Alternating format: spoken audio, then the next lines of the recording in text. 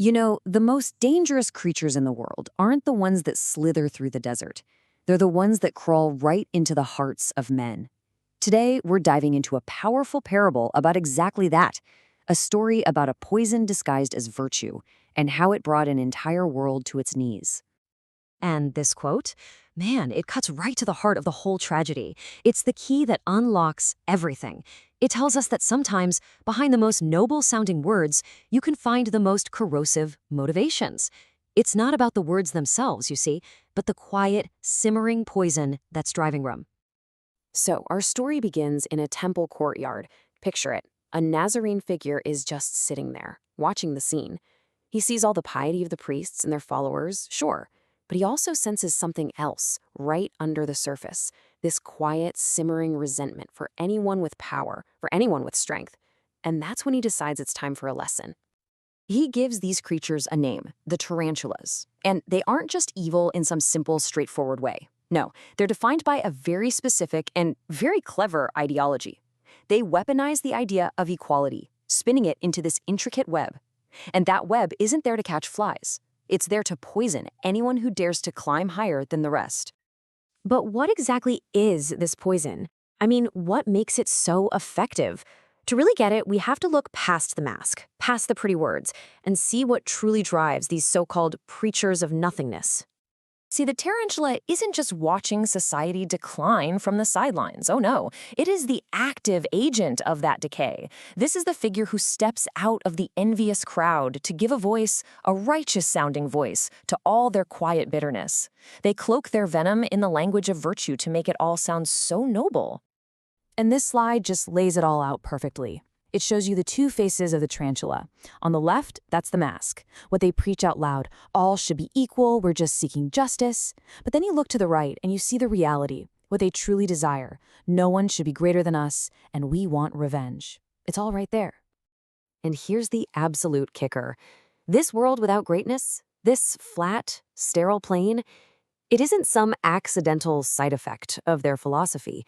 It's the goal. That's the whole point.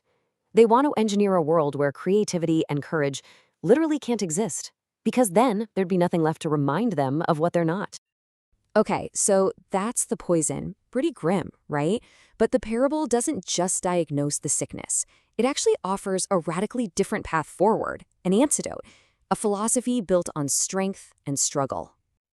And here's the complete flip side of that coin.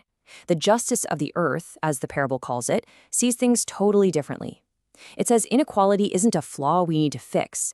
Actually, it's something glorious. It's the very engine of all progress, all purpose, and the reason we even bother to strive for anything in the first place. Now, this path leads toward the ideal of the Übermensch, or the Overman, and it's super important to get this right. This isn't a person or some kind of master race. It's a goal. It's a higher state of being that an individual achieves, and the only way to get there is through struggle. A struggle fueled by the natural differences between people and by truly embracing that beautiful, difficult climb toward becoming something more. So when you boil it all down, you're left with these two fundamental choices, right here, side by side. On one hand, you've got the tarantula's world, built on enforced equality and simmering resentment, aiming for a totally sterile flat plane. And on the other, you have the Übermensch's world, built on this idea of glorious inequality and striving, always aiming for constant self-overcoming. All right, so we've got the philosophy down. Now let's watch these big ideas play out in a dramatic cosmic case study, the story of Adam Warlock and the tragic fall of a world called Counter-Earth. The drama on Counter-Earth is really driven by four key players, four archetypes. You've got Adam Warlock as the overman, the one who's always striving.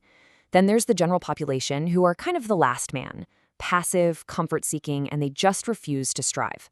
The 12 apostles, they are the perfect embodiment of the tarantula, actively preaching resentment. And finally, the man-beast. Well, that's the final horrifying symptom of it all.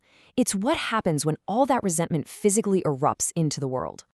So Counter-Earth was designed to be a paradise, a world with zero risk. Sounds pretty good, right? But a life without challenge quickly became a life without purpose. Because the people refused to suffer, they also refused to grow. And their perfect garden slowly turned into a beautiful but totally stagnant tomb. And from this stagnant society, from this decay, The story's tarantulas emerged, the 12 apostles. They basically gave a holy creed to the silent resentment of the masses, twisting the concept of justice into a dogma for pure vengeance against anyone who reminded them of the struggle they had given up on. Now, their attack on Warlock wasn't a battle of fists. It was way more insidious than that. They unleashed the venom of the tarantula, a psychic assault designed not to kill him, but to paralyze him with the crushing moral weight of his own greatness. And this venom, it was the last ingredient needed to bring the system's ultimate horror to life. Their assault basically had 3 parts. First, the demand, that no one, absolutely no one, should rise above the mob. Second, the weapon. They used established morals, all the shoulds and oughts, to make him doubt his own strength. And third, the accusation. They twisted his very freedom into an act of betrayal against them. And right there, under all that psychic pressure, Warlock has this critical realization. He sees that these apostles of resentment, they're the direct result of his own actions. By always being their savior, he saved them from struggle, sure, but he never taught them how to overcome it for themselves. And their gratitude, because it was never tested, just curdled into pure poison. Armed with this new understanding, Warlock doesn't fight back with force. Instead, he unleashes what's called a flash of cosmic awareness. He basically holds up a metaphysical mirror that forces the apostles to see the ugly truth of their own motivations. And in that one instant, their whole lie of equality just shatters, because its foundation of resentment is laid bare for all to see. Okay, so let's zoom out from this epic cosmic drama and bring the lesson back down to earth. What's the ultimate takeaway from this whole parable of the tarantula? What does it mean for us? The final lesson is really a warning. It's urging us to listen closely, to hear the whisper behind the word. When we hear people making calls for justice or fairness or equality, we're left with a fundamental question we have to ask ourselves. Is the real goal here to build a better world for everyone to strive in?